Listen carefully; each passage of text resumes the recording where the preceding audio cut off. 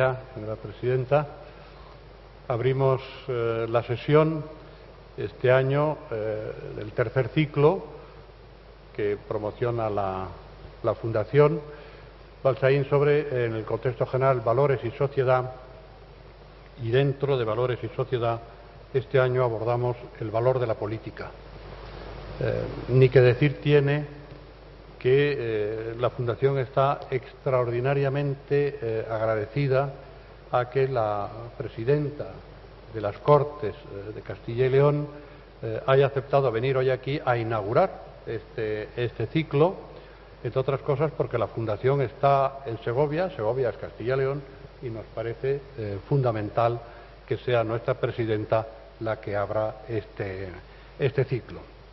Y además a mí, ya en lo personal, especialmente satisfactorio porque somos compañeros universitarios y profesores de esa cosa tan rara que es el derecho administrativo. Pero bueno, así, por lo tanto, es una doble satisfacción.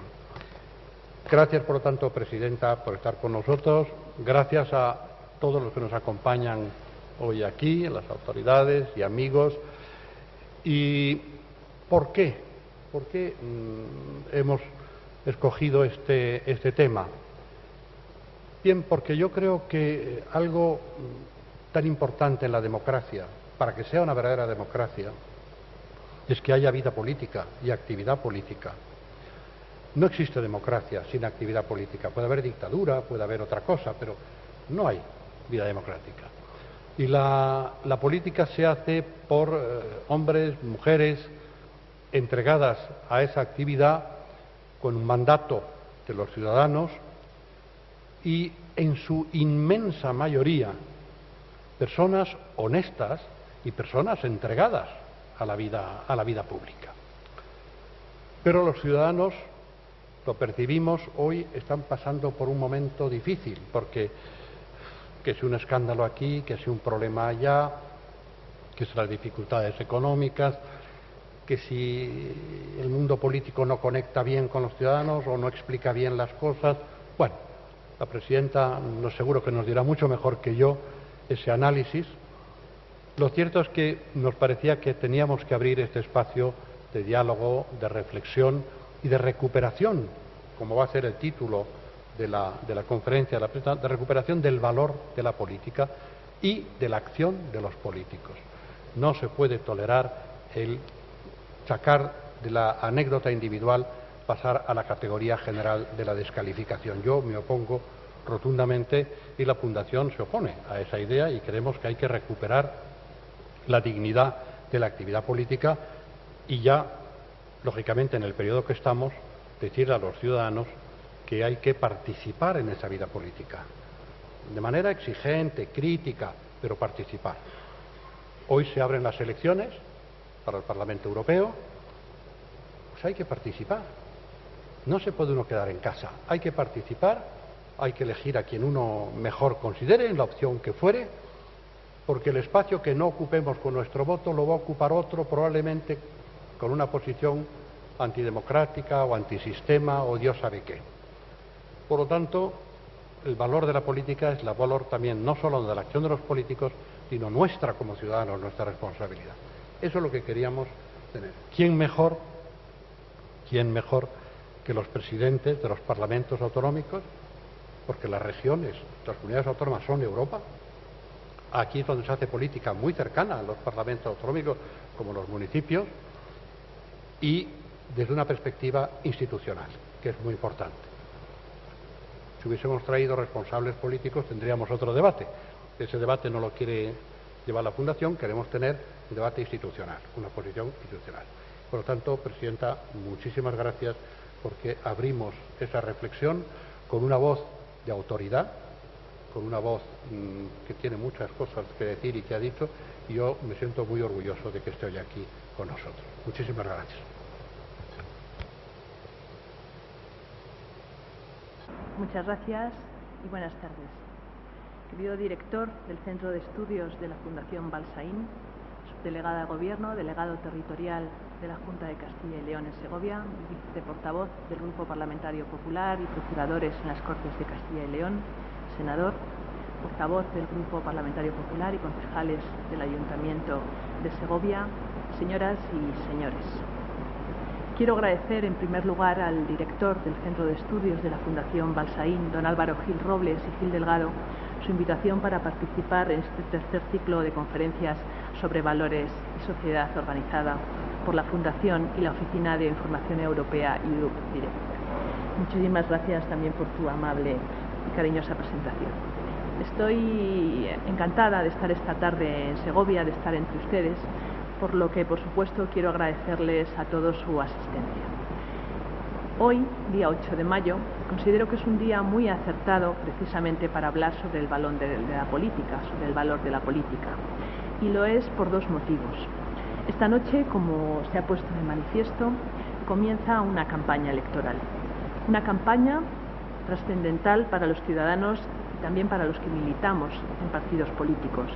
Un momento apasionante de nuestra actividad y un momento muy importante para medir, una vez que veamos los resultados la noche electoral, el interés del electorado por los asuntos europeos y además podremos ver también si de la participación se puede extraer alguna conclusión que pueda sernos de utilidad en torno al desapego de los ciudadanos por la política. El segundo motivo por el que estimo que es acertada la celebración hoy de este acto en Segovia para hablar sobre el valor de la política es porque precisamente hoy se cumple un nuevo aniversario de las primeras elecciones autonómicas en Castilla y León. Tal día como hoy, en el año 1983, unas semanas después de aprobarse nuestro Estatuto de Autonomía, daba comienzo un proyecto apasionante de trabajo político impulsado por la ilusión de los ciudadanos de nuestra región.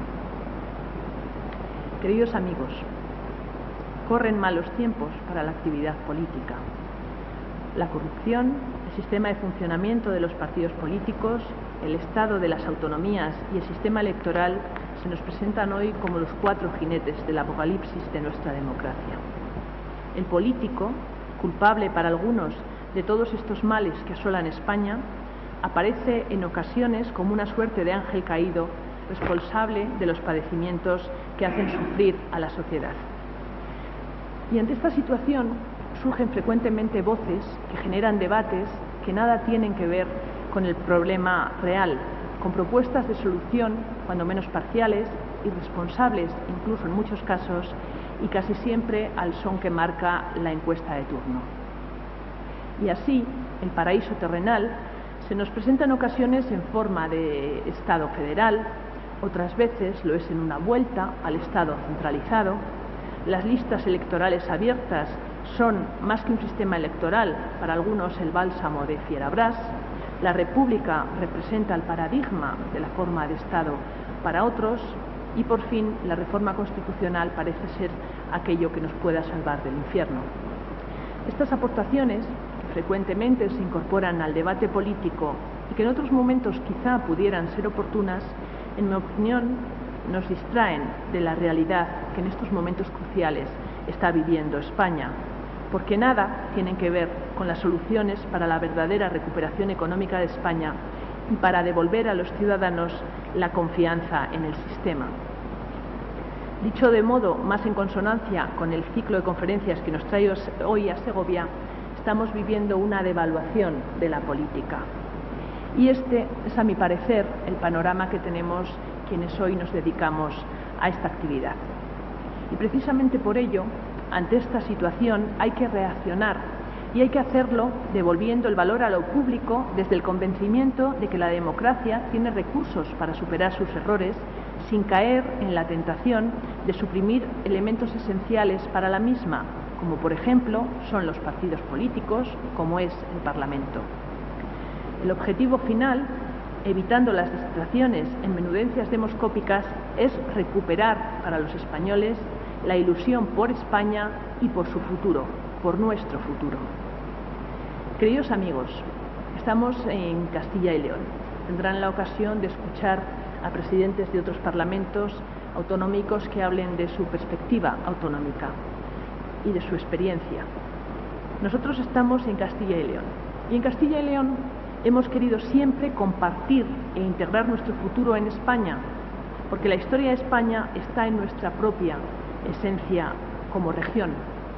Hemos sido ejemplo de cómo aprovechar los tiempos, entendiendo el ejercicio del derecho a la autonomía como algo estable pero dinámico, dialogado y adaptable a las circunstancias de cada momento. Hemos rechazado posiciones equidistantes entre las propuestas que implican confrontación y las que son respetuosas con la Constitución española. En Castilla y León nos sentimos comunidad cuando huimos del particularismo y cuando, dentro de España, amparamos con efusión y cariño a cada uno de nuestros municipios. Junto con esta manera de entender la comunidad que tenemos los castellanos y leoneses, el autonomismo útil e integrador que promueve el presidente de la Junta de Castilla y León, Juan Vicente Herrera, ha sido, junto con la ejemplar herramienta del diálogo social, paradigma de que en los momentos trascendentales las fuerzas políticas y sociales de nuestra región están a la altura de las circunstancias. No crean que les quiero ofrecer el paraíso terrenal en Castilla y León, ni olvidar el desapego que aquí también muchos ciudadanos tienen hacia sus representantes y hacia sus instituciones. Pero en nuestra tierra, en la que compartimos ese y otros problemas con el resto de España, no perdemos el tiempo en confrontaciones estériles y somos capaces de encontrar un consenso básico sobre los intereses de nuestra sociedad, al menos en lo que consideramos asuntos de comunidad. Sirva de ejemplo que esta legislatura en las Cortes de Castilla y León se han aprobado 5 leyes por unanimidad, casi un 20% de las 27 leyes aprobadas en lo que va de legislatura. Podemos destacar la Ley de Igualdad de Oportunidades para las personas con discapacidad, la ley que flexibilizó los cauces de la iniciativa legislativa popular y de los ayuntamientos, permitiendo incluso que los promotores de las iniciativas puedan dirigirse al Pleno de las Cortes. En relación con el modelo territorial para la prestación de servicios, destaca la aprobación por consenso entre los dos grandes grupos parlamentarios, el Grupo Parlamentario Popular y el Grupo Parlamentario Socialista, de la Ley de Ordenación, Servicios y Gobierno del Territorio de Castilla y León, derivado del Acuerdo Junta-PSOE de octubre de 2012. La Ley Agraria de Castilla y León rozó la unanimidad, obtuvo el voto afirmativo de 80 de los 81 procuradores presentes en el Pleno. También pudiera servir como ejemplo de esta actitud ante las preocupaciones de los ciudadanos la convalidación por unanimidad del decreto ley que reguló la adopción de medidas extraordinarias de apoyo a las personas y familias afectadas por la crisis en situación de vulnerabilidad o riesgo de exclusión social. Así es como entiendo yo la política, desde el diálogo, desde la suma de esfuerzos, tal y como se ejerce en Castilla y León. Pero, queridos amigos, con todo y con eso, nuestro futuro en esta comunidad, y por supuesto el de todas las demás, os integra en un sólido y atractivo proyecto para España o habremos fracasado todos. Es cierto que las comunidades autónomas ejercemos importantes competencias para prestar servicios públicos esenciales para los ciudadanos, que contamos con instituciones de autogobierno que cumplen su función. Incluso en comunidades como la nuestra contamos con un liderazgo sensato y cabal, sólido y solvente y con una estabilidad política fuera de toda duda. Pero no siendo esa una cuestión menor, lo más importante, el auténtico valor de la política hoy, el reto por el que merece la pena trabajar y comprometerse en este momento, es por el futuro en común de España y de los españoles. Desde el gobierno en una comunidad, desde un ayuntamiento, desde un parlamento, pero también de nuestra posición individual como personas. Permítanme que insista en la idea de que no se trata necesariamente de pactar propuestas más o menos oportunas, monarquía o república, reforma del Senado, reforma del Estado de las Autonomías o muchas otras cuestiones más.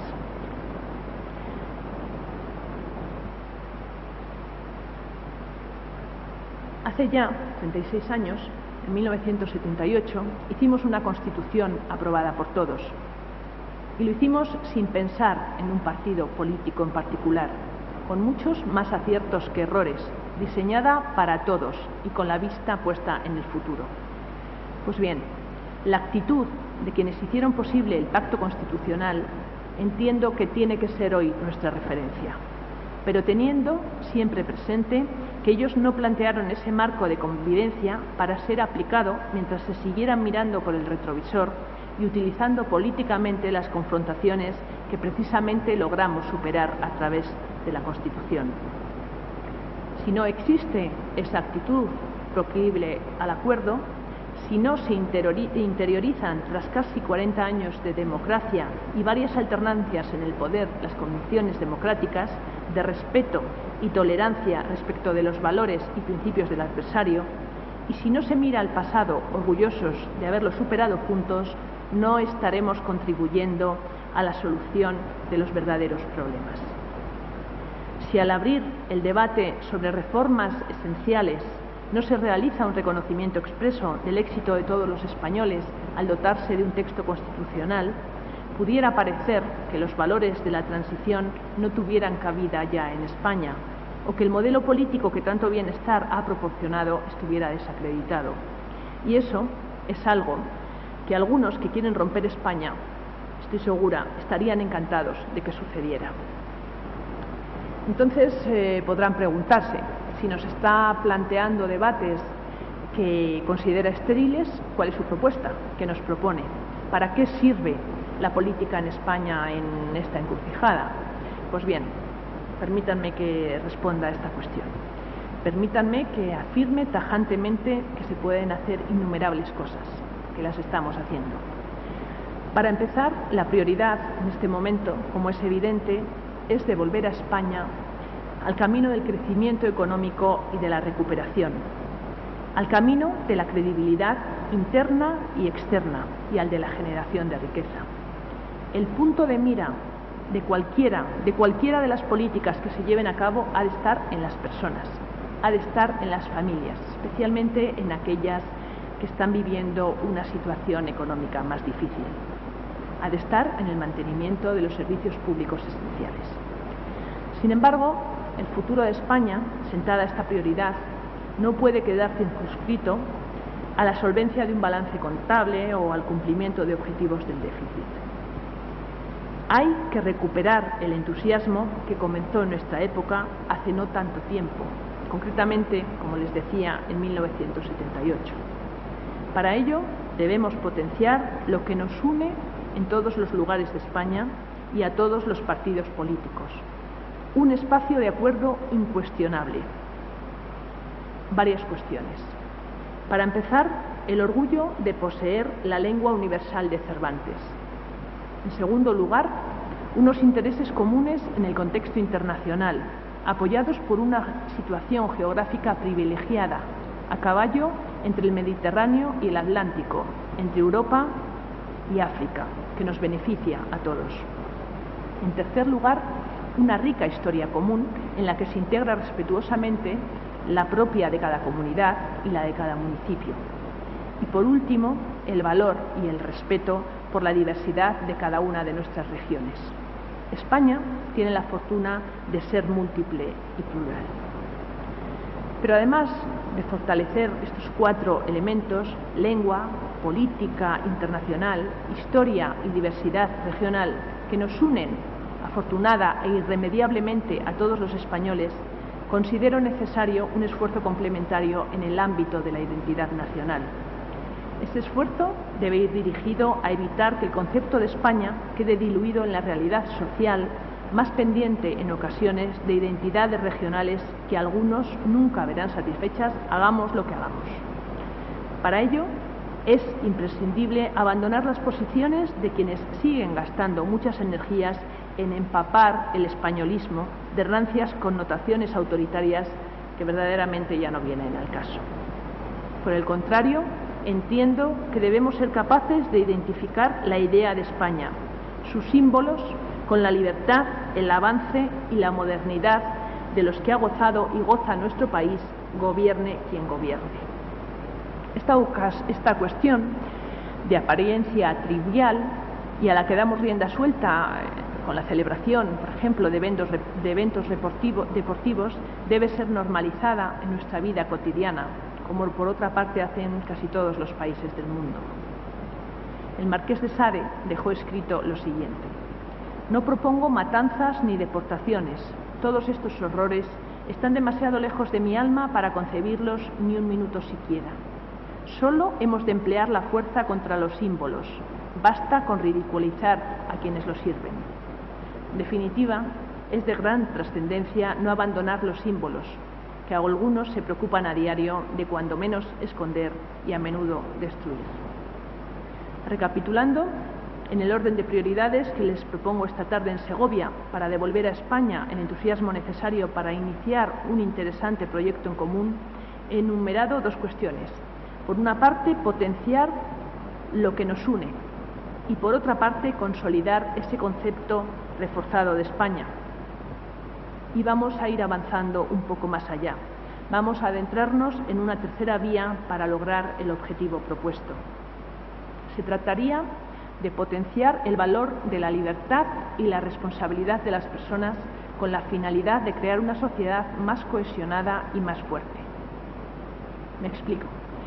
Es momento de lograr que, evitando un exceso de intervención por parte de los poderes públicos, el ciudadano no se vea como el resultado irremediable de factores económicos y sociales del momento ante los que su propia iniciativa quede arrinconada.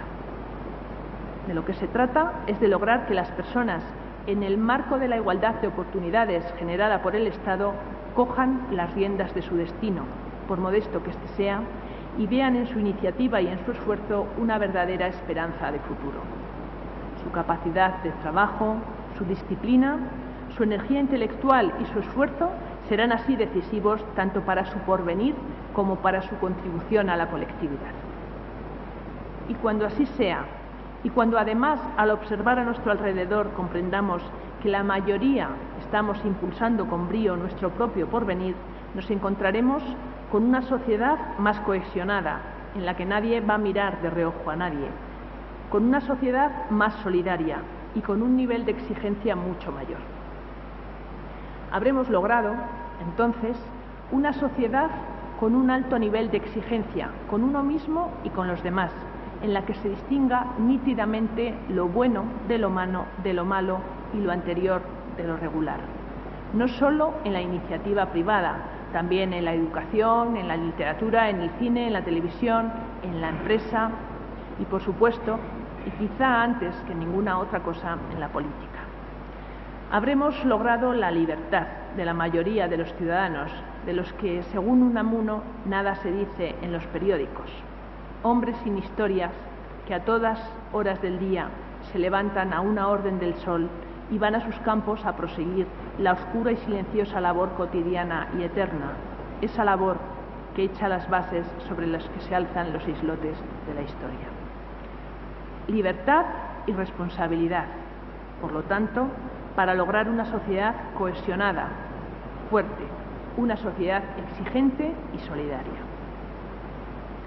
Pero a mayores, el ejercicio de la libertad individual por parte de los ciudadanos debe ir directamente unida al incremento de los cauces de información y participación de estos en la sociedad y también en la política.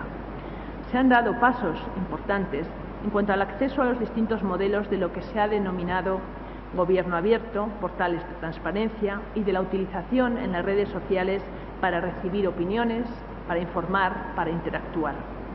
Si echamos la vista atrás, apenas unos años, la información que podemos obtener hoy en día del funcionamiento de las instituciones y de las administraciones se ha incrementado exponencialmente. Del mismo modo, los mecanismos de participación y representación de los ciudadanos en los asuntos que le interesan son los propios de una democracia moderna. Pero al final, aun aumentando las posibilidades de implicación de los ciudadanos, los únicos cauces de participación para obtener legitimación democrática son las elecciones. Hemos de conseguir que la confianza de los ciudadanos en sus representantes políticos aumente. Es una obligación. Para ello, es indispensable que los partidos políticos, elementos esenciales del sistema, sigamos impulsando las reformas que aseguren el cumplimiento estricto de la ley y la honradez en la actividad política. No es cosa menor. Esperemos, en este sentido, que la ley de transparencia, acceso a la información pública y buen gobierno proporcione los esperados resultados. Queridos amigos, Comenzaba mi intervención diciendo que corren malos tiempos para la actividad política y les he propuesto una serie de argumentos y de reformas partiendo del ejemplo de cómo se es capaz de hacer política de acuerdos en Castilla y León, con la implicación de la Junta de Castilla y León, la oposición y las fuerzas sociales y económicas. A mayores de lo expuesto hasta el momento, considero que lo verdaderamente trascendental para que la sociedad vuelva a apreciar el trabajo que hacemos sus representantes han de ser nuestro comportamiento, nuestro esfuerzo, nuestro compromiso y, lo que es más importante, nuestros valores personales y colectivos. Se trata de aceptar y recuperar individualmente los valores éticos que nos han de servir de horizonte para tener una común y aceptada referencia en nuestra actuación. Y sólo así podremos afirmar, pero sin utilizarlo como excusa, que el comportamiento poco ético de unos pocos no ha de empañar el trabajo, esfuerzo y honradez de la mayoría de los que nos dedicamos al servicio público.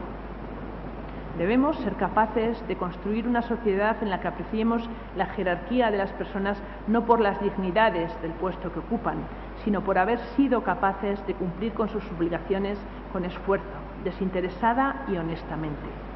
Una sociedad de ciudadanos valorados por su conducta. Nuestro reto lo constituye el recuperar para la sociedad de hoy el honor vinculado al mérito y a la exigencia como estímulo para el cumplimiento de nuestras obligaciones. El prestigio merecido por un servicio bien realizado. Además, necesariamente, la vuelta al honor como paradigma de conducta nos ha de llevar al comportamiento recto, al mejor camino, a las convicciones claras, al más vale poco y bienvenido que mucho y mal adquirido de nuestro refranero. Nos llevará, en suma, a la honradez, honradez incorporada a nuestra conducta. El honor, escribió Séneca, prohíbe acciones que la ley tolera. Y es por lo que se me antoja que la educación de la esfera interna del ciudadano en firmes convicciones éticas, en una recta conducta y, en definitiva, en su honor, ha de ser mucho más eficaz que los imprescindibles instrumentos de control y sanción sobre la acción política ilícita. En otro orden de cosas, debemos esforzarnos en recuperar también para nuestra sociedad la autoridad como valor general que provenga de la experiencia, de la sabiduría. Autoritas, que no potestas, según expresión procedente del derecho romano, entendida como la que racionalmente nos han de conceder los electores. Por el prestigio que hemos de recuperar y por nuestros conocimientos, nuestra integridad, nuestro trabajo constante y tenaz, repleto de proyectos, persuasión e ilusión. Y sobre todo, por ser capaces de tomar decisiones que solo a los políticos nos corresponde tomar, por difíciles que éstas sean, fundamentadas en la fortaleza de un noble propósito. Si logramos transmitir este ejemplo a la sociedad, eliminando además el igualitarismo que no proceda estrictamente de los derechos de los que todos los ciudadanos disfrutamos, habremos conseguido devolverles la autoridad a nuestros mayores, a nuestros maestros y a todos aquellos que con su trabajo, sabiduría y responsabilidad sean merecedores de tal consideración. Queridos amigos, regreso en la argumentación de mi discurso a Castilla y León para que sirva, si alguno de ustedes lo consideran oportuno, como referencia para la reflexión. En nuestra tierra ejercemos la política con sensatez y prudencia. Hemos detectado claramente nuestras fortalezas y trabajamos en común, aun con intensas diferencias políticas, para potenciar nuestro amplio, diverso y bien situado territorio. Somos conscientes de la importancia del papel en nuestro desarrollo de la industria agroalimentaria y del campo en general. A todos nos une la admiración y el cuidado por el más rico patrimonio histórico-artístico de España, que nos lleva a situarnos en una posición privilegiada en el mapa de turismo interior en el conjunto de España. Y nos preocupa por igual nuestro variado paisaje, concentrado en un importante número de espacios naturales. La vida de nuestros 2.248 municipios se ha convertido en materia de intenso debate y también en materia de acuerdos de los grupos políticos de Castilla y León. y con diversos puntos de vista, pero con una intensa labor constructiva, apreciamos las encuestas que nos ofrecen datos muy positivos acerca de los servicios que prestamos en educación, sanidad y dependencia. Saben de sobra los segovianos que en Castilla y León no estamos exentos de rifirrafe político. Lo contrario sería preocupante, pero sabemos realizar planteamientos conjuntos cuando las políticas nacionales que nos afectan no concuerdan con los intereses de la comunidad. Del mismo modo, no perdemos el tiempo en plantearnos nuestra propia existencia como comunidad ni nuestra pertenencia al proyecto nacional en cuya historia Castilla y León participó de forma originaria y decisiva. Hace un tiempo eran otras las comunidades que hubieran podido servir como referencia para la estabilidad política y económica. Hoy, Castilla y León, una tierra seria y fiable porque así lo son sus ciudadanos, aparece como comunidad cumplidora y solidaria con los compromisos que se plantean desde España y desde Europa, sin despojarse en absoluto del tono reivindicativo con esas instancias políticas cuando la ocasión lo requiere. Señoras y señores, ya finalizo. Estas son mis propuestas para recuperar el valor de la política. A partir de ese momento, cuando entre todos construyamos un proyecto ilusionante de España en el que nos sintamos partícipes y cuando nuestra sociedad recupere los valores más importantes por los que ha de regirse su comportamiento como prolongación del ejemplo que debemos dar los políticos, estaremos preparados para abordar las reformas del modelo de Estado que queremos. Si conseguimos llegar a ese punto, todo se discutirá, aun con diversas posiciones ideológicas, bajo un elemento común: España y los españoles como interés primario de todos los grupos políticos. La primera ventaja de esta propuesta es que, para empezar, nadie se arrogará en exclusiva la defensa de los intereses nacionales básicos y comunes a todos. La unidad de España, el terrorismo, nuestra posición internacional y la política de defensa no pueden, por ejemplo, replantearse por un puñado de votos. Encuentro, además, una segunda ventaja en este planteamiento, y es que nadie pretenderá convertirse en el defensor de la democracia, las libertades y la igualdad en régimen de monopolio. Ese será entonces un debate superado, porque no buscaremos obtener ventaja de lo que nos une a todos. En tercer lugar, los que buscan difuminar la idea de España o la separación tendrán siempre enfrente una única posición constitucional, democrática y firme que será imposible sortear. Por último, considero que cuando se trabaja en política con unas convicciones firmes, se tiene facilidad para ser más tolerante con el adversario que también las tiene, porque aun en posiciones ideológicas diferentes se comprende más fácilmente la actitud del otro. Concluyo. No quiero terminar sin agradecer de nuevo a la Fundación Balsaín y especialmente a su director, al director del Centro de Estudios, don Álvaro Gil Robles y Gil Delgado, su invitación para participar en estas interesantes jornadas. Agradezco a todos la oportunidad que se me ofrece para exponer, más allá de planteamientos electorales, pero sin desprenderme de mis posiciones personales, una modesta aportación al tema propuesto, tema que considero de gran interés y actualidad. Recuperar el valor de la política y hacerlo en torno a la idea de España es para mí el principal reto que nos debe ocupar en los tiempos en los que vivimos. Muchas gracias por su atención.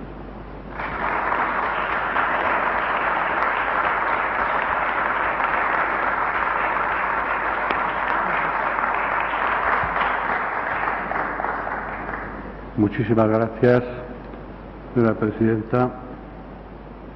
Ha sido una intervención cuajada de mensajes muy importantes. Yo he notado aquí diálogo, hay que luchar por lo que nos une, no por lo que nos separa, el valor de la libertad, la ética en la política, tan importante, la reivindicación de la ética en la política, pues la política es en sí mismo una ética de lo público, ¿eh? No se busca el valor, el bien personal, se busca lo público.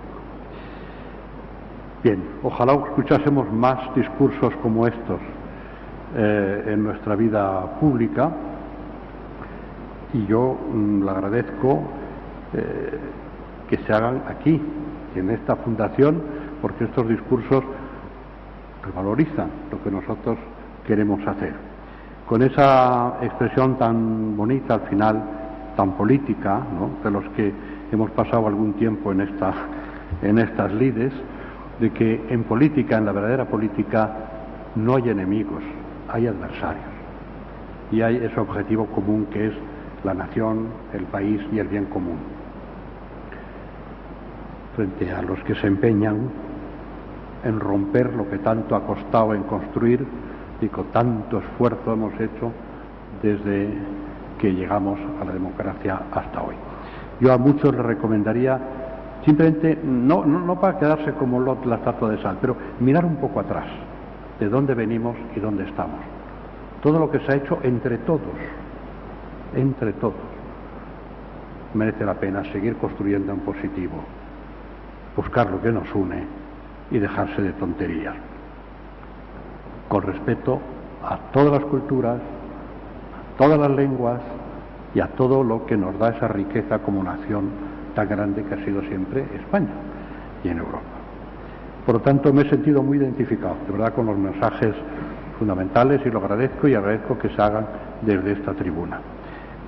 Simplemente diría que es tradición en estas ocasiones el que nuestros ciudadanos que vienen aquí, algunos muy ilustres que nos acompañan, puedan dirigirse a nuestro conferenciante, si ella lo autoriza, y formular alguna pregunta.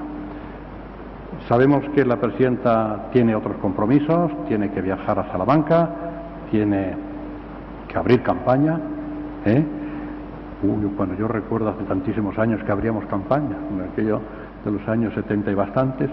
En fin, ya no sé si se hace aquello de pegar los carteles o no, pero bueno, de todas maneras es abrir campaña, eso es un compromiso. Yo le agradezco que nos dé unos minutos más, si puede, para responderles a quienes de ustedes quieran formular alguna pregunta. Damos la bienvenida a nuestra alcaldesa, que llega desde Madrid. ¿Alguien quiere formular alguna pregunta? Tengan la seguridad que la van a responder, no tengan miedo, De verdad, no tienen ninguna... Jesús me parece que estaba tomando notas, algo tenía que preguntar, porque le he visto, yo como controlo a mis alumnos, sé cuando tienen que preguntar. Muchas gracias, Álvaro. Yo soy un gran tomador de notas. Tú eres conocedor de este hecho, al menos por experiencia educativa y docente. Pero aprovechando esta evidencia que levantas y aprovechando evidentemente que está aquí la presidenta de nuestro conferencia, hay un tema, a mí me ha servido muchísimo todo lo que ha comentado la presidenta, pero hay un tema que se oye mucho en la calle, y hablando del pasado y las diferencias que existen entre el pasado y este presente, y sumándome a lo que ha dicho, se habla de que los políticos, los que llevamos a cabo la actividad política, o los que estamos en el mundo de la política, no tienen la misma clase, no tienen la misma dedicación, no tienen los mismos contenidos y la misma formación. Se habla incluso desgraciadamente y yo lo he llegado a leer, ¿no?, escrito, de mercenarios políticos. A mí es un tema que me preocupa, ¿no?, porque suscribo muchísimo lo que ha comentado, ¿no? Yo creo que la política es una vocación de servicio a los demás, y cualquier otra cosa es perderse, ¿no? Pero ¿cuál sería su reflexión en torno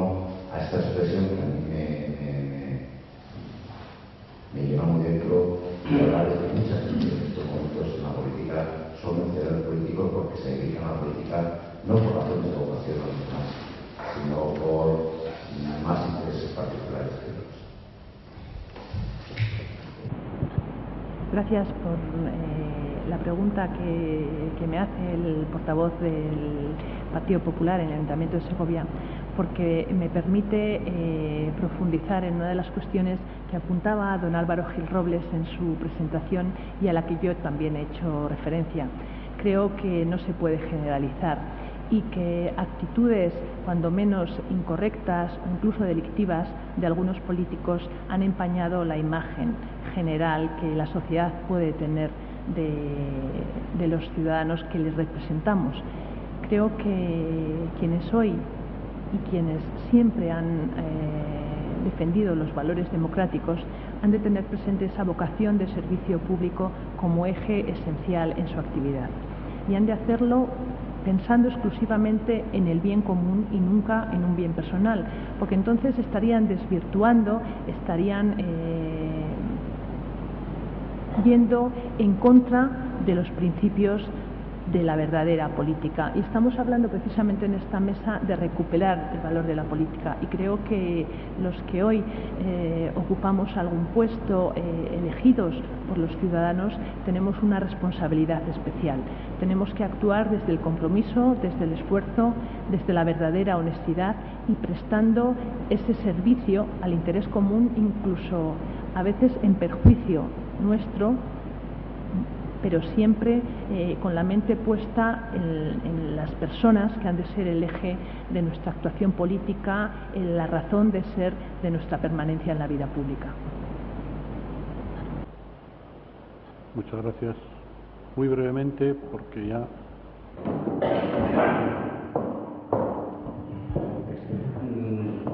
Buenas tardes. Esta mañana el Instituto de Investigaciones Sociológicas daba unos datos, avanzaba unos datos sobre las próximas elecciones europeas. Decía que solo el 42% tenía decidido ir a votar, y también anunciaba una caída importante de los dos principales partidos políticos.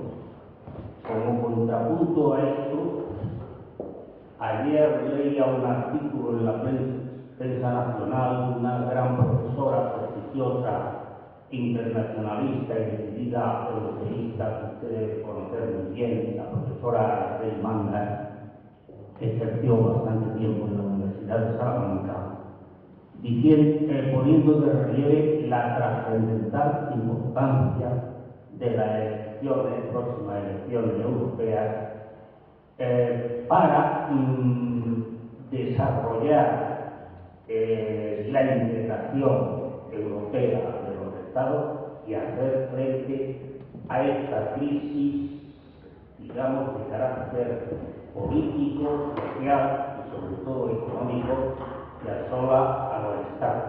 Y decía que también podría servir de vacuna, por favor, una pregunta a los nacionalismos populistas excluyentes, tipo Francia, en algún caso Holanda, o los nacionalismos secesionistas excluyentes, como tenemos también aquí en España.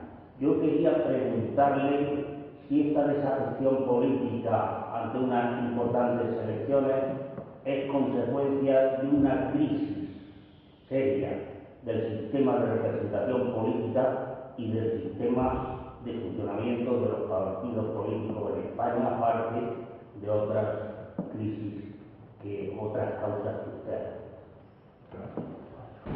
Gracias. Tuve la fortuna de ser alumna de la profesora Mangas Martín cuando era catedrática de Derecho Internacional en la Universidad de Salamanca, y he seguido sus reflexiones, incluso el artículo que usted comenta. Creo que he señalado al comienzo de mi intervención que esta noche se abre una campaña electoral, y que de la participación de esos datos, alguna de las consecuencias que podremos extraer precisamente será el grado de desafección de los políticos, de los ciudadanos hacia los políticos, que indiscutiblemente puede influir en el resultado electoral, especialmente en una elevada abstención. Creo que los valores sociales que están en entredicho en estos momentos debido a la crisis económica, crisis social que estamos sufriendo, hacen que el ciudadano se haya sentido en cierta medida abandonado o no atendido por los poderes públicos, por los representantes políticos, a quienes en algunos casos nos hacen responsables de la situación.